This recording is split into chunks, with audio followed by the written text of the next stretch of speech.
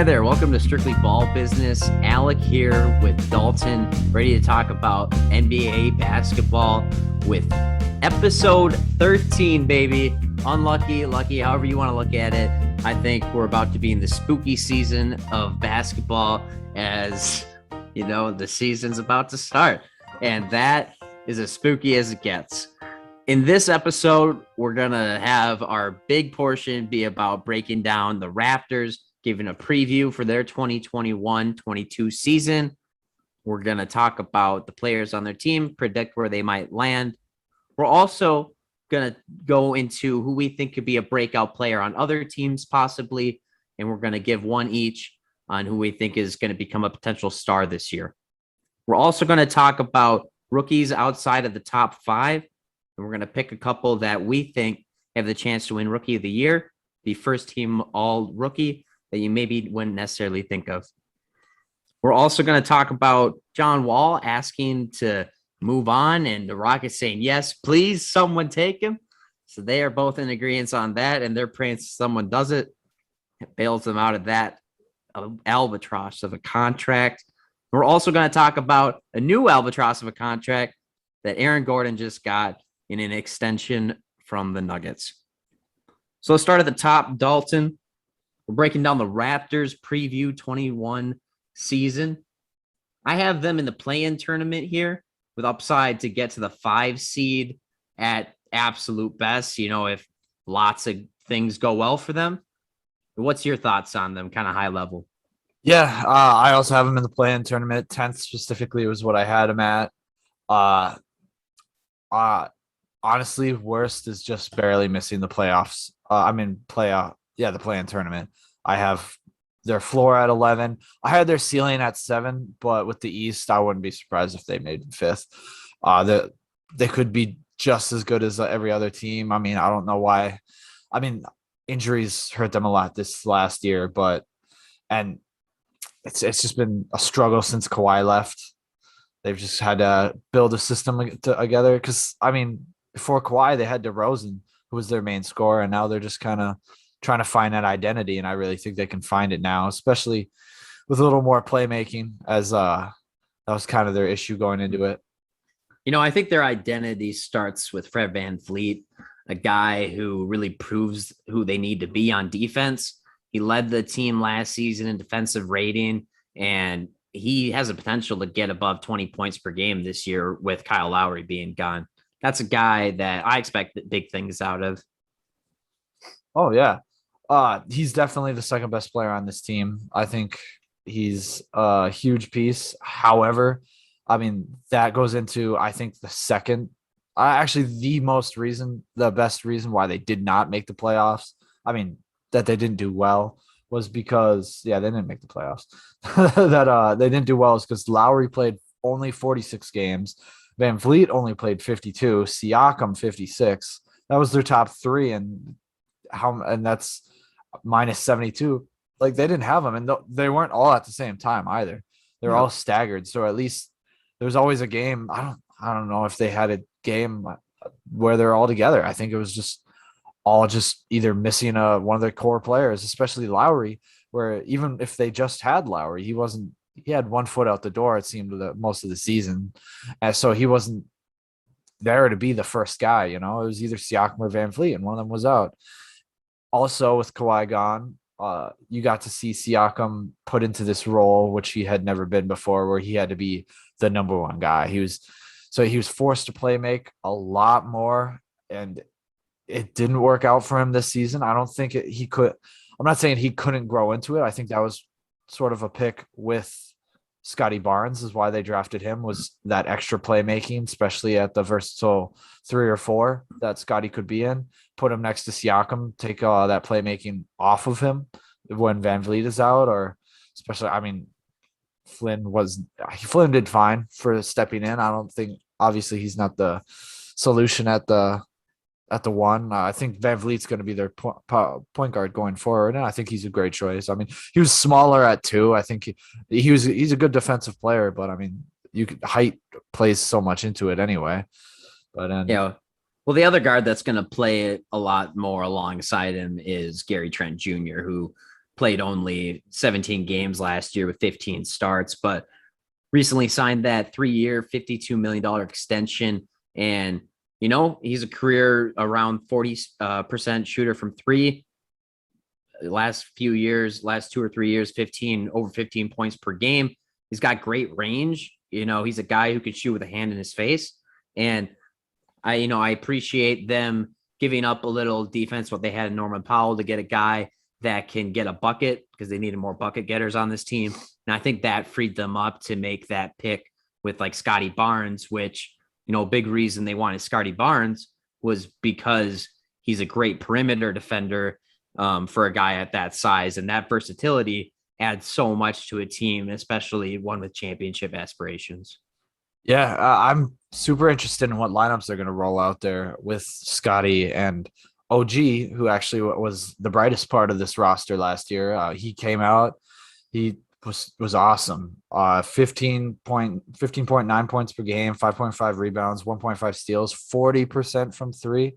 OG had really came out that last year. Could have been most improved, depending upon should have been in the running, and he was awesome. He came out, and of course he plays great defense, but it's going to be weird to see. I mean, obviously Barnes is not going to start coming out, especially with Siakam and OG out there. But I mean, you got to think like with all these, so many, the center position is kind of going away with all these small. You have to assume there's going to be a small lineup where like Barnes or Siakam play center, and they're going to have all three of those young guys out there because. Brings me into my next point on why they weren't that good is, I mean, people don't think about it, but the loss of Serge Ibaka and Marc Gasol really like strained this team. Real center. I mean, everyone talks about it. I mean, Aaron Baines statistically was the worst player in the NBA last year. Wasn't close. He shot, I think, like 28% from three or something stupid. He was not a presence inside. Before that, he was solid with the Phoenix Suns for a bit. And the Celtics as well for a couple of years for both of them. And, it made it look like, oh, this is a solid player to give a few $1,000,000 to if, you don't have many other options at center. And unfortunately, they like put all their eggs in that basket, and then it all, split on them, and they got eggs all over them now that aren't even cooked. Yeah. So they got some soggy jeans, but no, that was certainly the worst move they made. Luckily, they found a gem in a guy named Chris Boucher, 6'9" starting center. He was awesome. He came in, played center for them for the ending of the year, 13.6 points, 1.9 blocks, 6.7 rebounds, 38 from three. I mean, that's really nice, but it's just, I don't think he's the long-term answer at center. I think he could play a backup center or a backup power forward, ideally. I mean, he could be a starting power forward on a team, really. But not the center. It's just 6'9" too small. I mean, getting blocks doesn't mean you play the best defense inside. I mean, it's cool you get blocks. That doesn't mean you're able to contest these 7-footers that come in. He's not a real defensive. I mean, he is awesome defensively, but I just don't think he's going to get. It's a lot to handle. I mean, PJ Tucker couldn't do it, but PJ is only like 6'7", but still that's kind of the point. Like, I'd really like them to get a bigger center, a big real center coming in. I mean, it's just disservice to play Chris at the 5 when he's like a pure 4. He's a perfect 4. Yeah, I'm not sure he'll start over Khem Birch. I mean, for your Orlando Magic, he was decent there. And for the Raptors last year in 17 games, he averaged 11 points and 8 rebounds with almost 2 blocks a game. And he re-signed with them. So I can assume that they do see something in him. He's going to get some minutes as well. Oh, Kem's awesome. I love Khem. He's just a solid, versatile player. He'll do whatever you want except for shoot. But he'll get in defense. He's a huge pick and roll guy. He's everything. He doesn't stop doing something on the court. He's always doing something, whether it's running on a down screen. He's perfect. I don't think he would be the starting center. He's actually 6'8", 6'9", just as tall as Chris Boucher. If I had to pick one, I would have Chris Boucher, but start over your boy Mo Bamba though. Yeah, he did. Yeah, he did. Because he's playing how better. Tall? Yeah. Well, he was playing better. He was playing better than Mo Bamba. But You're yeah, right. But you're just making height as your argument. So I'm just, I already throwing thought it back at you. I said what I said about Mo Bamba. That's its own thing. Another big man that they recently got that I like is Precious Achua. He didn't play a lot last year for the Heat with just 12 minutes per game, but he's athletic. He can hang in the post, and I like him as a dude who can clean up the threes from Trent and other guys putting them up. So I think it's going to help out their transition game a lot having him. And, I just would love to see him get up closer to 20 minutes per game. And if he can grow a little bit this year, I think he's a fun guy to watch. Yeah, I love Precious Jewel. He's a huge offensive rebounder, a huge hustle player. Like, he was awesome to see for the Heat. He also a 6'9" guy. He played backup center for the Heat for a while. It's going to be interesting what they do at that 5 spot. I mean, I think he's more inclined to the 5 than Chris, because he's faster than Chris Boucher. So they can really buy into that small ball, quick run and gun type of play style. I'm not saying he's better. I'm just saying he would fit. If you're going to have a smaller center, you want him running the court as faster than everyone else, right? Yeah. But it's still a tough decision. But I really like that signing. And Dragic also, he's a we'll see if he ends up actually playing for them or not. I mean, obviously, there's the rumors that he wants to go to Dallas. Dallas wants him, but Toronto's like, no, we're not going to give him up for nothing. We'll just end up playing him. And, at worst case scenario, he's a good veteran presence. He plays hard on defense, though he's not good at it at all. Decent shooter. And, it's 1-year deal. So worst case scenario, you swallow the pill and you have Goran Dragic for a year. Yeah, I think half season. I think he'll be a nice vet for Gary Trent and Malachi Flynn. I think they'll learn a lot from him. And yeah, he'll probably be a midseason trade to like Dallas, and I don't know what they would want back from him. I think they do have to clear up some space in their front court. I mean, they had a great offseason, gathered a lot of talent, but now it's so crowded. We just looked at all these guys, and they've done a good job at getting best player available that they felt. So yeah, truly. But one thing, though, just finishing up on the centers, is they need a good the thing about Chris Boucher, why it didn't help them win games ultimately, was because of the rebounding. They were 24th in rebounding this season. It was like they had a huge drop off without a 7', 6'10" guy to jump up there and get all those rebounds. It really struggled, especially with Siakam, because he has to make the playmaking. He's not inside. Siakam's a great rebounder, but when he's doing the playmaking, he has to step outside. So he's not going to be in there. It's harder to get rebounds from the 3-point line. You know what I mean?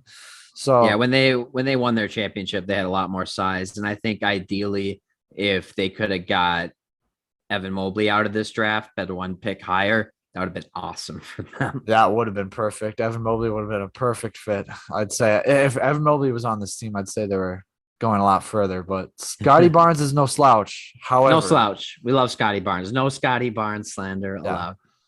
However, actually, I would have loved to see Scotty with the Cavs too. Maybe a late season trade, Cavs.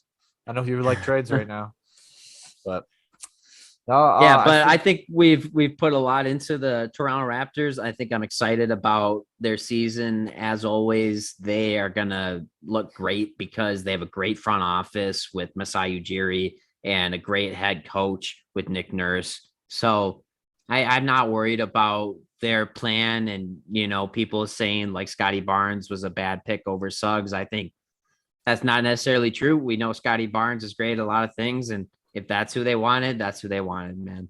Yeah, and I think I don't think they should trade Siakam. I think they should really hold on to him, see how it goes. I think at this point for sure. Yeah. There's no point in even discussing that till next offseason. You got to see how this year goes out. Right. Correct.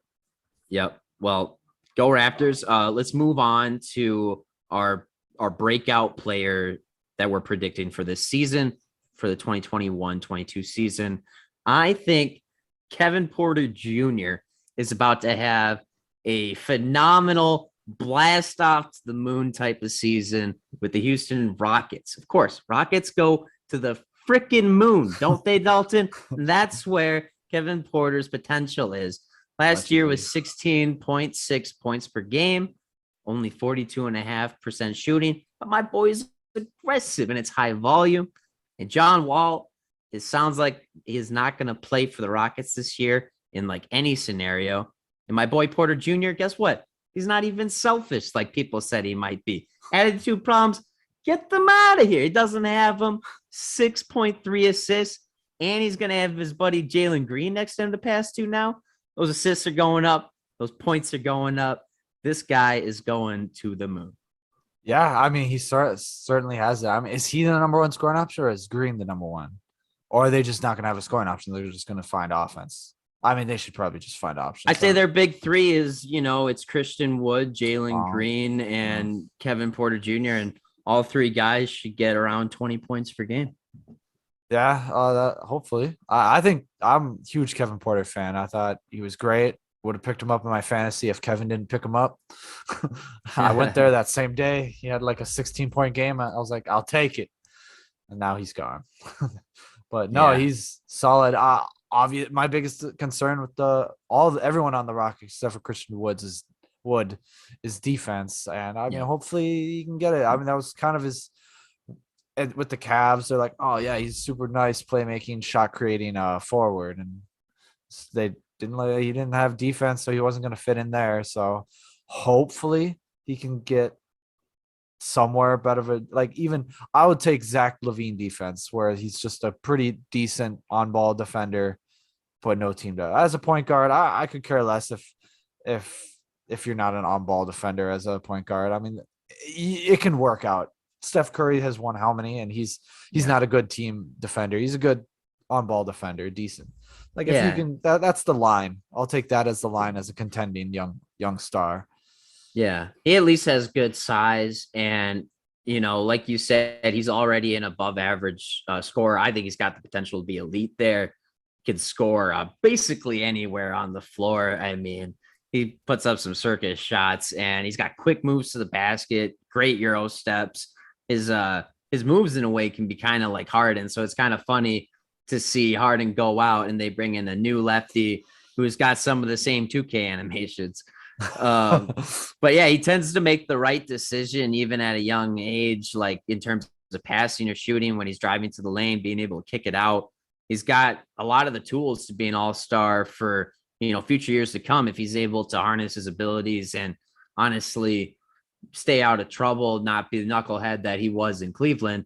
I think he's got a great opportunity here. And I think he's going to continue to have the potential go even higher. Yeah, I agree. I think he can get up there, but I don't think he's going to go as high as my next guy, my Japanese guy, Rui Hachimura. I think he's going to be the best improvement. I'm not saying he'll probably be better than some of these players. I think he'll improve the most this season so this last season, he's already shown that he's a very good athletic creator, a very good, nice slasher, right? He's able to create in the lane, find gaps in the defense and attack. He's a very aggressive that way. So I'm super excited for that. Last season, 13.8 points per game, a bunch of 20-point games he had, 5.5 rebounds, 33% from three. As a power forward, 33% from three is good. Could be better. We hope it's better. I think it'll get better. His stroke looks fine. It looks good, and it looked like it was getting better in the Olympics. However, with Russell Westbrook gone, it just, even though Spencer Dinwiddie only has like a 4% less usage than Russell Westbrook, that was just in a different system. I think they're going to lean on Rui a lot more. They're like, hey, listen, Rui, go out, score. They're going to try to reach for anything. I think he's going to get a lot bigger of an opportunity now, especially, even though, because Denny didn't work out. I'm sure Denny will get more minutes this season, especially with who's that guy they just drafted? Kisper. Corey Kisper. That's another forward. He's more shooting guard, small forward, but I think he's going to have a huge option to show his improvement. He's improved in every category so far in his first 2 years in the league. except for assists last year, but that was Russell Westbrook's effect. Dinwiddie's also coming off injury, so all that usage, don't worry about it. He's gonna have time. He's got the ball. I think we need to ring a bell every time you hit your mic. Yeah, my I'm bad. just kidding. It's just a joke. Yeah. But more so, he's a step away from having a reliable three-point percentage. I think if he just improves a little bit on defense, he can get really good. He certainly has the frame for it. He's got reach. He's got the motor to do so. Absolutely. I also think not playing him at power forward will help a lot. I think he's got decent size to play at the small forward. Yeah. I don't know if that'll help his shot much, but I think that'll help his driving game a lot better, creating, and his defense guarding those smaller guys and these 6'9" guys. I think he's only 6'7", 6'8". But yeah, I also think you're a big Rui Hachimura fan, and you have a personal interest here for whatever reason. I don't know what it is. I'm enamored. I just think he's got that star potential. I see it. I see it in him. He's gonna show it, especially in the Olympics. His stats: 22.3 points per game, 6.7 rebounds, like 2 assists. But he was the leading man in Japan. He led that team to like 2 wins. He better. But still, like, it was Japan. Like, he really showed out. He had like a battle with Luka. It was him and Luka, and he won that game. He scored 35 points per game. Like, he was awesome. Yeah, I think he can really come out this year. I think this is his year. He's out of his sophomore slump, and no more Westbrook. Not that Westbrook makes people bad. It certainly takes away those that opportunity he could get. So I think his shots will go up this game, and it'll be a lot better. Do you think if you had to pick a breakthrough player last season before the season started, you would have picked Rui Hachimura as well? No, I would have picked at the beginning of the season last season. Yeah, before the season, no expectation. Oh, sad. Yeah, I would have picked Markelle Fultz. Well, another guy that I thought about being a great breakout player for the 21-22 season is Kelvin Johnson. No more Patty Mills on the team. No more DeMar DeRozan on the team. He's been efficient at a career 58% total shooting percentage, by the way. So love to see that. And only 12.8 points per game last season, but 6 rebounds. And a lot of those numbers are going to go up, I feel like. And I could see this guy averaging closer to 18 points per game. He's a great slasher. Obviously, talking about the Olympics like you did with Rui, he was a guy we didn't expect to see on Team USA, but he led them to get some narrow victories in a couple of instances. Yeah, I think he'll be pretty decent. He was quiet. I didn't even have him on my list of guys that can come up, but he certainly can. He really, first half of the season last year, he just exploded. He was over 20 points per game for the first 20 or so games last season, and now with no DeMar, I mean, if he doesn't already have the starting small forward position, he can get the starting power forward position.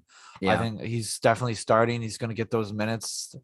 I think he's going to get a lot more playmaking, ball in hand opportunity now that DeRozan's gone, since DeRozan really stepped in to that role last year. I mean, the last few years. So I think that'll be awesome for him. Yeah, no doubt. Well, speaking of breakout players, let's get into our breakout rookies outside of the top 5, that not including Cade Cunningham, not including Jalen Green, nor Evan Mobley, nor Scotty Barnes or Jalen Suggs. My guy was the same as your guy, I believe. Moses Moody, SEC Freshman of the Year, 37% from 3. And I think he's going to get some playing time here on a team that doesn't have a whole lot of depth outside of their stars. If you want to count these young guys with promise as depth, you can. But let's be honest, rookies usually don't look that great. So this is hoping for a lot. But he's playing with a couple of stars that I think will help his improvement, maybe be accelerated. And he's going to get a lot more playing time than, say, other young guys around the league. Great shooter and solid defender. Yeah, I mean, not to mention, somebody has to be the starting small forward or shooting guard with Clay out for the first half of the season. And I think that's going to be a huge competitive role and opportunity for him. I think he can really jump into it, especially that shot 37% from 3 for summer league. I think he can really jump into that role. I Yeah. think he just has to step his defense up a little more. And then it's very possible that even when Clay comes back, I mean, if he can shoot it consistently and actually step up and be a better defender, I think he could steal that spot from Wiggins, honestly.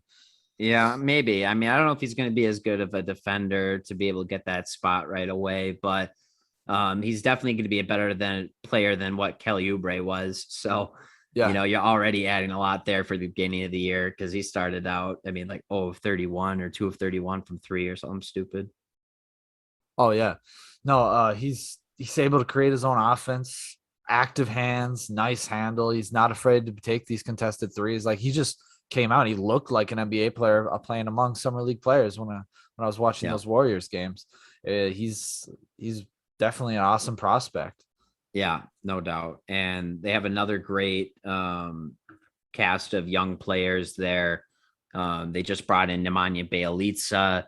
They've got they got rid of Kelly Oubre. I think that's a plus for them defensively for sure. So this is a team I can see obviously getting back to a championship if things go well for them in terms of Clay looking like himself. I hope he does. It's just kind of a matter with that injury if it's going to look the same. But who's another young player that you had pegged here?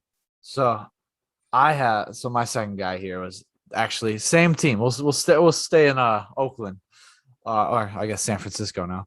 Is that Jonathan Caminga? I really think he could step up and become that guy for the Warriors. He's one thing we were concerned about that we're like, hey, we saw potential was his defense, and in summer league that was his best trait. And he's like, all right, you know what? I'm going to get my basis on that and I'll go from there. And he came out, 1.6 steals, but he also played really nice on ball defense, help defense. The guy was everywhere. Yeah. Draymond Green-esque, but he was also scoring 17.4 points per game, 5.6 rebounds. He was awesome. And I think when they do inevitably go into that small ball lineup with Wiseman out of that, and it'll be Draymond at center, I think he can step in at power forward, even if they have and still have Wiggins at the 3, so they can run that small ball 5. And I think he's going to be a great fit. Yeah, I mean, transition game is going to be a ton of fun with the outlet passes from Curry to Caminga, and I think that's going to be a ton of fun to watch. That's dangerous when Clay is back. I mean, because he'll be running for the hole, Clay will be going out, drive it in and kick it out, and Steph Curry's just alone. Like if they get a 2-on-3 break, like it's and every Draymond's time. just going to orchestrate it all too. Just be screaming from basically the bleachers. And then he'll just scream in Kaminga's face, "We won without you," and it'll work all well. Yeah, I guess we're both in agreement that the Warriors likely nailed these picks. I mean, we'll see if Kaminga's very boom or bust. You never know if like guys are going to pound the NBA. Maybe Moses Moody doesn't either, but shooting usually translates, and I think they made a couple of great picks here. So yeah. Right. Next topic we're going to get into is the Aaron Gordon extension. He has re-signed with the Denver Nuggets for 4 years, or not re-signed. He's extended with 4 years, $92 million, the player option on the 4th year. As a former Magic player, your favorite team, what are your thoughts? I think, this was I don't think it was an obscene overpay, but it was that small market tax you got to pay on these players. I think it's fine. I think it'll work out. If you look at his stats alone, just with the Nuggets last year, it was 10 points per game. No, that's not exciting. 4.7 rebounds. What was his 3? Yeah, 26% from 3. 26% from. So he did not shoot well from 3 with Denver. However, but it was, small sample size. Yeah, it was small. He jumped in with 30 games left in the season, had to jump into a system that has been built for years. That's really hard to do, especially for a younger player. And he was coming as the third option to being no option, right?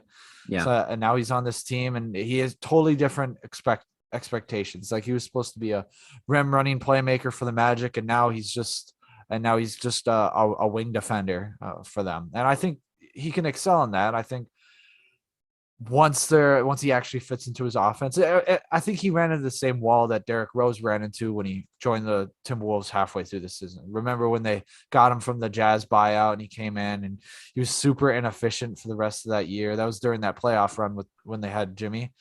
Yeah. He just didn't look that good, but they still signed him to the next year.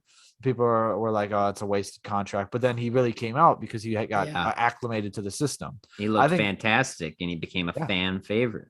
Yeah, and I think that's just all it takes. I mean, he's been working, he's been in the gym, he's been going to training camp. He's all there. I think he's really going to fit into the system. I don't think he's going to come out as a scoring option, but I think he's going to fit that system a lot better. I think he's going to be able to shoot. He's going to get a little more playmaking time too. Handle it off of Joker. But yeah, as long as he doesn't shoot the three too much. I mean, he doesn't have expectations to do that. I think he needs to focus on slashing to the rim, getting rebounds, couple putbacks here, but he's a great defender for them. Defense wins championships. This is a team that is ready to win a championship now within the next 2 to 4 years. That's kind of their window that they're going to go hard at. So yeah, they got to pay to keep their talent.